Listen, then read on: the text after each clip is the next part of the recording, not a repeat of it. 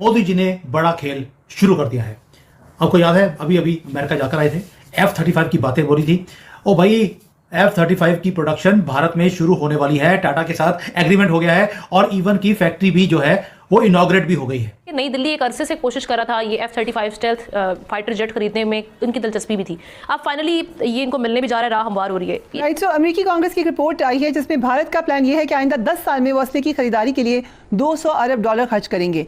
हमें ये भी पता है कि अमेरिका भारत को अभी जो मीटिंग हुई है जदीद असला फराम करेगा। ये मास्टर स्ट्रोक नहीं है तो क्या है? यानी कि जो मेक इन इंडिया का एजेंडा था मोदी जी का, कि मुझे यहाँ पर जॉब्स को भी क्रिएट करना है, स्किल्ड लेबर को डेवलप करना है और भारत में ही ये बड़े चीजों को बनाना है। हमने जॉइंट वेंचर साइन कर लिया है। किसने?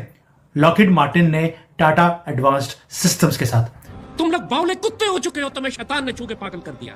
तुम लोग इस काबिल हो कि तुम्हारे हाथ और पांव काट के तुम्हें सूली चढ़ा दिया जाए, क्योंकि तुम जमीन में फसाद करने वाले।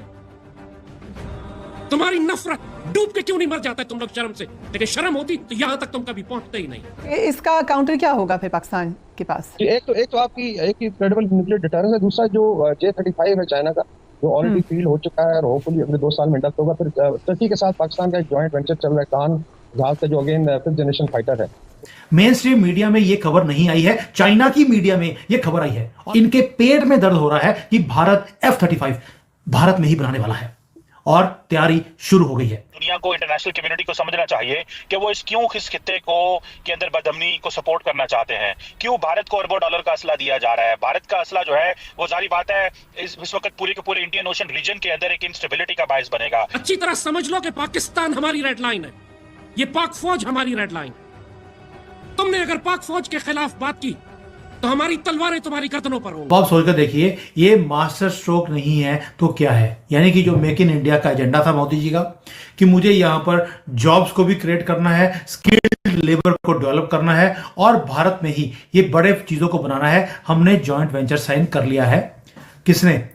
लॉकहीड मार्टिन ने टाटा एडवांस्ड सिस्टम्स के साथ और तैयारी शुरू हो गई है 1 2 3 करने का। 1 2 3 कौन है? पाकिस्तान, बांग्लादेश और चाइना। ये है 1 2 3। इनका 1 2 3 अब होने वाला है।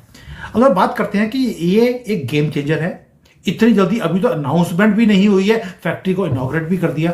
भाई यार, मैं सुनता था यहाँ पर चाइना में कि 1 महीने में फैक्ट्री खड़ी होगी। हमने 1 हफ्ते से कम में फैक्ट्री भी खड़ी कर दी और इनॉग्रेट भी कर दिया।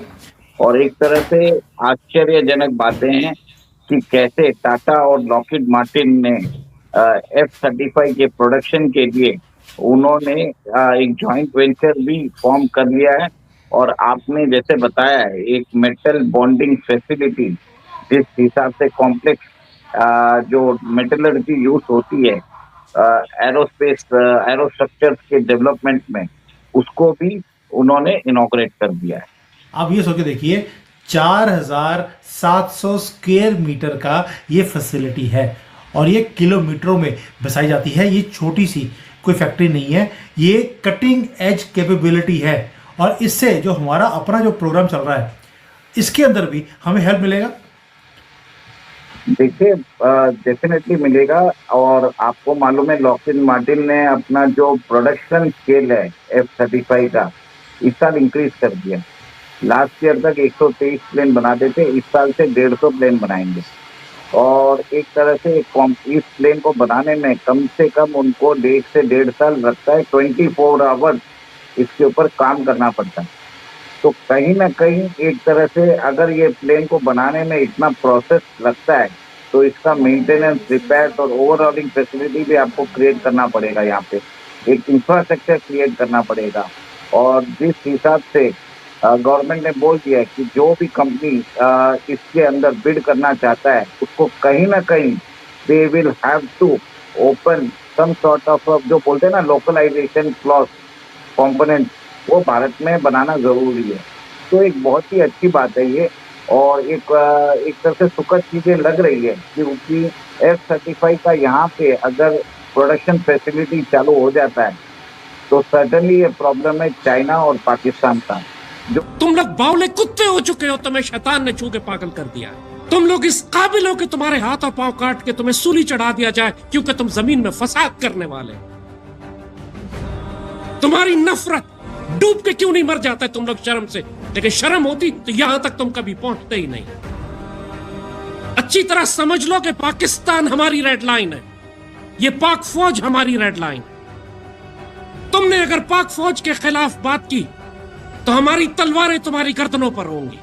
जो पाक फौज के खिलाफ है वो मुर्तद है, वो काफिर है, वो मुशरिक है, वो मुनाफिक है, वो खारजी जहन्नुम का कुत्ता है। तुम लोगों के पास तौबा का वक्त बहुत कम रह गया। तुम्हारी पूरी जमात पर पाबंदी लगाने की जरूरत है। तुम्हारी पूरी क़यादत को जमीन में फसाद फैलाने के जुर्म में हाथ और पांव मुखालिफ सिमतों से काटकर सूली चढ़ाने की जरूरत है। पाकिस्तान हमारी रेड लाइन है। पाकिस्तान के सब जिलाली परचम की तौहीन करने वालों को, इस पाक फौज के शहजादों को शहीद करवाने वालों को, इस पाकिस्तान को नुकसान पहुंचाने वालों को हम कभी माफ नहीं करेंगे। यह हमारी रेड लाइन है, इस पर कोई कॉम्प्रोमाइज नहीं है। और जिसने पाकिस्तान के खिलाफ जंग की, जिसने पाक फौज के खिलाफ जंग की, उसने अल्लाह उसके रसूल सल्लल्लाहु अलैहि वसल्लम के खिलाफ जंग की।